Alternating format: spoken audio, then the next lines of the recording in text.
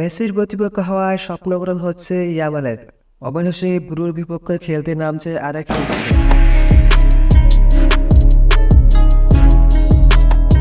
দর্শক, বার্সেলোনার সাবেক প্লেয়ারের বিপক্ষে খেলতে চাওয়া লামিনে ইয়ামাল অবশেষে ফিনালিসিমার ম্যাচে মেসির বিপক্ষে খেলবেন স্পেনের তরুণ ফুটবলার। ফিনালিসিমার ম্যাচে গুরু শিষ্যের শেষ লড়াই। ইংল্যান্ডকে হারিয়ে ইউরো শিরোপা নিজেদের করে নেয় স্পেন। কোপায় কলম্বিয়াকে হারিয়ে শিরোপা জয় মেসি আর্জেন্টিনা। আর এতেই স্বপ্ন পূরণের সুযোগ পায় স্পেনের তরুণ ইয়ামাল। ফিনালিসিমার ফাইনাল ম্যাচে গুরু বিপক্ষে মাঠে নামছে লামিনে ইয়ামাল।